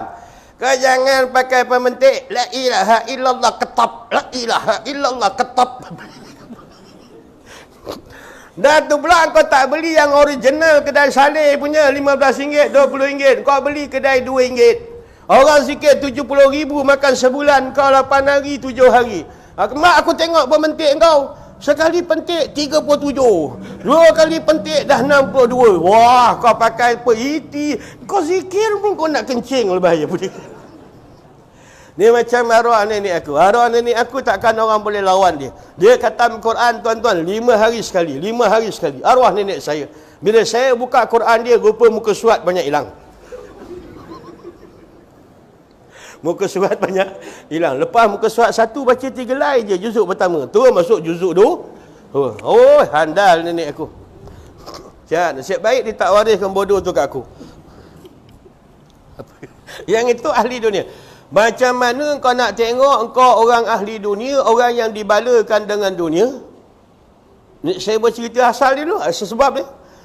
Bila salam satu perkara, di mana Allah cenderungkan perbuatan kau? Andainya jasad kau lebih banyak cenderung pada dunia, kau bukan pilihan Allah. Andainya hati kau ni tadi dalam keadaan tak cenderung kepada Allah, dalam tempoh 24 jam, tak sampai 1 jam kau ingat Allah, 23 jam cenderung pada dunia, kau bukan lagi pilihan Allah. Bila mana kau duduk makan anak beranak, seronok rasa bahagia, dengan kau semayang 2 rakaat, mana kau lebih rasa bahagia? Andainya kau rasa lebih bahagia dengan keluarga daripada bersama dengan Allah dalam salat, menandakan kau bukan pilihan. Kau bukan pilihan Allah. Engkau masih lagi pilihan ramai. Yos, bukan pilihan man, bukan pilihan Allah. Faham? Letak kan? Kita ambil kata kunci malam ni. Saya nak berhenti. Kita kata kunci Allah. Dengan syarat tuan-tuan kosongkan dulu hati tuan-tuan. Lepas tu bersihkan hati. Bersihkan hati ni dia pakai pernah cuci bertalab. Allah, Allah, Allah, Allah, Allah. Aku dah tua, ya Allah. Makin tua, makin malas. Aku nak beramal, ya Allah. Kenangkan kubur, aku cukup main takut, ya Allah. Tapi aku tak ada kekuatan nak mendirikan ibadat. Allah, tolong aku, ya Allah. Allah, bantu aku, Allah. Allah, pimpin aku, Allah. Cakap dengan Tuhan dengan tengah malam. Bisik, dia maha mendengar tuan-tuan. Bukan nak buat main sombong je. Duk kedai kopi, aku ni nak beramal, tapi malas pula rasa. Dia tak boleh. Cakap dengan Tuhan. Selagi perkataan kita boleh hal keadaan, masih lagi hal keadaan dipakai guna atas dunia. Allah, aku ni makin tua, makin teruk, ya Allah. Tak lama lagi kau nak panggil aku, ya Allah. Tak lama lagi orang kampung akan tanam aku, ya Allah. Tapi aku belum lagi ada keyakinan untuk bertemu denganmu, ya Allah. Aku rasa masih banyak lagi dosa yang terpalit, ya Allah. Tapi aku nak cuba bertaubat, tapi tak ada kekuatan. Aku tahu tidak akan aku boleh bertaubat melainkan pertolongan kau. Takkan aku boleh beribadat melainkan pertolongan kau. Rayu Allah, tolong aku Allah. Allah, bimbing aku Allah. Allah, tunjukkan aku jalan, ya Allah. Ya Allah. Macam tu. Rayu. Cakaplah.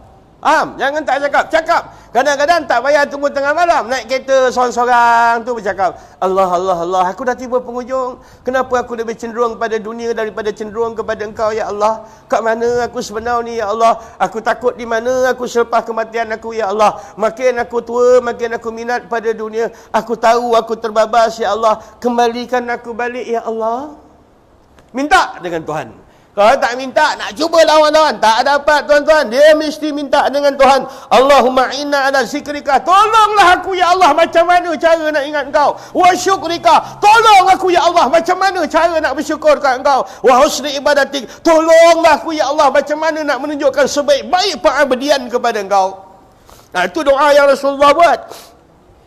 Bila Rasulullah sendiri pun minta tolong dengan Tuhan. Apa calon kita tak minta tolong dengan Tuhan? Minta tolong ke? Ya? Dalam kereta tu cakap dengan Tuhan, Allah, tolong aku, ya Allah. Tolong aku, ya Allah. Kuatkan aku, ya Allah. Aku nak pergi dekat Engkau, ya Allah. Aku nak mati tak lama lagi, ya Allah. Aku nak berhadap, masih lagi dosa banyak lagi, ya Allah, yang belum aku taubat. Pimpin aku, ya Allah. Pimpin. Macam tu cara dia, faham? Buat diri masing-masing. Pimpin, ya Allah. Tu seorang-seorang lah. Jangan buat bini sebelah.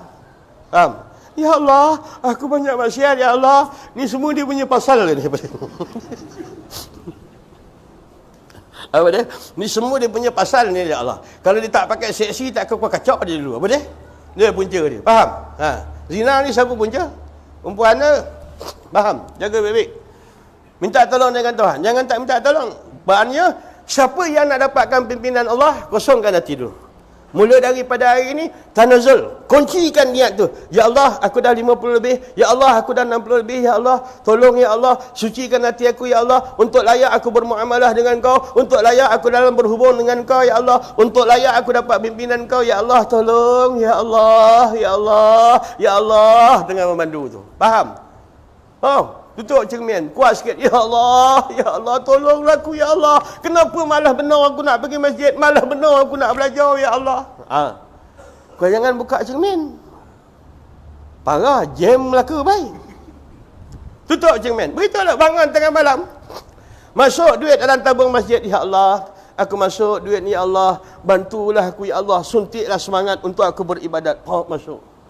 Tengok besok pagi beramal. Cantik, Tuhan tolong. Habis satu hari, pasal masuk RM1. Masuk apa? Kau masuk RM1. Nak minta besar-besar, faham? Minta, ya Allah, lulukan anak aku peksa. Masukkan RM5 dalam tabung. Anak dapat 5A. Dia semua 6 subjek. Kenapa 5A? Pasal masuk RM5. Jadi suci. Tak ada kerja, melaung seorang-seorang. Dalam hati lah. Astagfirullah. Ya Allah, ya Tuhanku, aku dah banyak tinggalkan semayang. Itulah satu perintah yang kau wajibkan. Tapi aku rontohkan agama tu, ya Allah.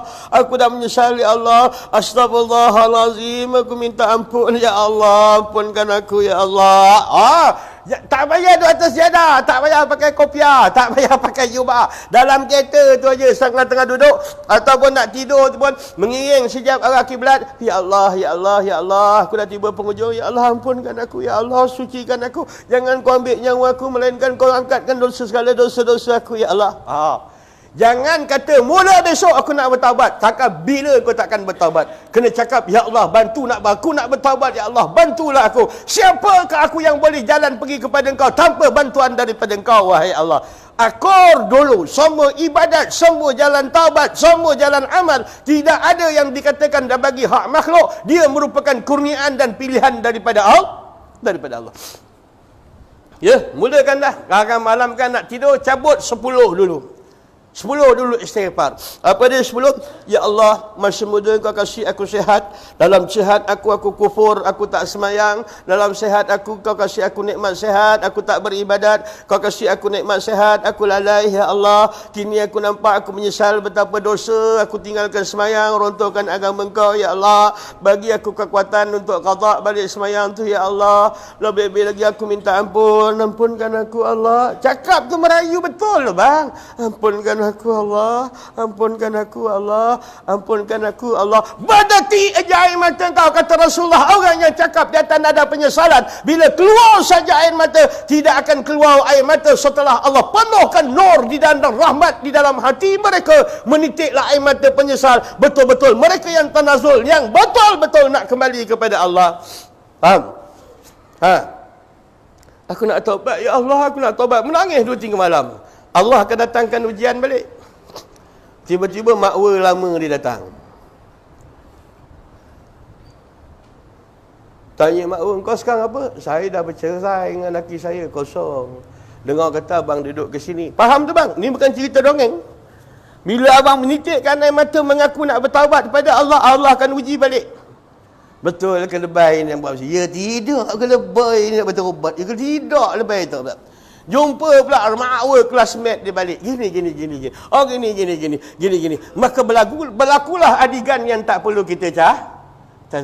Malam kan dia nak istighfar, hati dia dah mula tawar. Pasal dia dah rasa malu. Semalam dia menangis kerana dosa yang terdahulu. Bila Allah datangkan ujian, ternyata kau munafik. Kau kata kau nak tinggalkan maksiat untuk pergi kepada Allah. Rupa bila berhadapan dengan maksiat, kau hadap maksiat, kau tinggalkan urusan ingatan kau terhadap Allah. Penipu, tipah yang tertipu. Faham banget?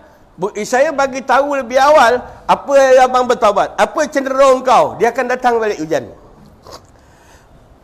Aku janji, ya Allah, aku berjanji aku tak tikam lagi ekor, ya Allah, aku berjanji aku tak berjanji. Aku tak tikam lagi ekor, ya Allah.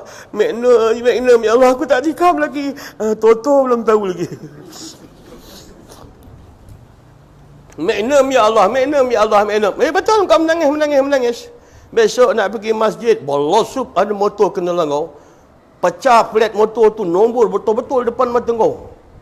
Ini macam dihantar-hantar je ni. Macam apa? Macam dihantar-hantar je ni. Saya dah kata dah, bila kau istihar saja dengan Tuhan, siapa saja yang mengaku nak pergi ke Tuhan, siapkan diri dengan ujian untuk direkrut oleh Allah Ta'ala. Tidak ada orang yang akan melapaskan aku cinta kepada engkau ya Allah, melainkan diulit dia dengan bala dan bencana, kesusahan dan kesempitan, tuan-tuan. Ini sebagai bukti mereka yang mengatakan walau apapun yang datang ujian, dia tetap bersama dengan Allah. Okey. Allahu Akbar. Mabuk. Ikut perlahan ada kertas. Semua Sayyidina Al-Kiram Sayyidi Ahmad bin Idris wa Sayyidi Rashidi wa Sayyidi Muhammad dan Rawi Sayyidi wa Sayyidi wa Rabi wa Sayyidi Muhammad Sayyidi Jamal Al-Nki wa Sa'il al-Masyaih tariqatil Ahmadiyah Rashidi dan Rawiyah wa Yariya wa Sayyidil Kiram ashabil turqil mardiyah wal akhidhina wal muntasibina ilayhim lahumul Fatihah. أعوذ بالله من الشيطان الرجيم بسم الله الرحمن الرحيم الحمد لله رب العالمين الرحمن الرحيم مالك يوم الدين إياك نعبد وإياك نستعين اهدنا الصراط المستقيم صراط الذين أنعمت عليهم غير المغضوب عليهم ولا الضالين ثم إلى سائر الأقطاب والأفراد والأبدال والأخيار والأنصار والغرفاء والنجباء والأمناء والرهانيين والحواريين وإلى سائر الرجال الغيب سائر الأهل النوبة وسائر الذين كانوا في مشارق الأرض ومغاربها أحياء وأمواتا قديما لهم الفاتحة. أعوذ بالله من الشيطان الرجيم بسم الله الرحمن الرحيم الحمد لله رب العالمين الرحمن الرحيم مالك يوم الدين إياك نعبد وإياك نستعين اهدنا الصراط المستقيم صراط الذين أنعمت عليهم غير المغضوب عليهم ولا الضالين. Kosongkan hati, minta rayu pada Tuhan.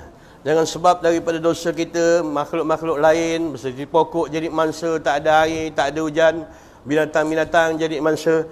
Kita serah diri pada Tuhan, taubatlah kepada Allah, menyesal apa yang kita dah lakukan. Moga dengan taubat dan penyesalan kita malam ini, Allah akan terima dan Allah kembali balik jud, yakni mulia dan juga kelembutan Tuhan akan memberikan kembalikan balik nikmat yang telah Tuhan tarik. Wa qadima ilaika baina yadazalika kullih sabla innallaha kana tawwaba sabla innallaha kana tawwaba sabla innallaha kana tawwaba innallaha kana tawwaba sabla innallaha kana tawwaba sabla innallaha ما شاء الله إن الله كان توابا شاء الله إن الله كان توابا شاء الله إن الله كان توابا شاء الله إن الله أشرف الله إن الله كان توابا أشرف الله إن الله كان توابا أشرف الله إن الله كان توابا أشرف الله إن الله أستغفر الله إن الله كان توابا أستغفر الله إن الله توابا أستغفر الله إن الله كان توابا أستغفر الله إن الله توابا أستغفر الله إن الله كان توابا أستغفر الله إن الله كان توابا أستغفر الله إن الله إن الله كان توابا أستغفر الله إن الله كان توابا أستغفر الله إن الله كان توابا أستغفر الله إن الله كان توابا أستغفر الله إن الله كان توابا أستغفر الله إن الله كان توابا إن الله كان توابا أستغفر الله إن الله كان توابا إن الله كان توابا أستغفر الله إن الله ما أستغفر الله إن الله كان توابا أستغفر الله إن الله كان توابا أستغفر الله إن الله كان توابا أستغفر الله إن الله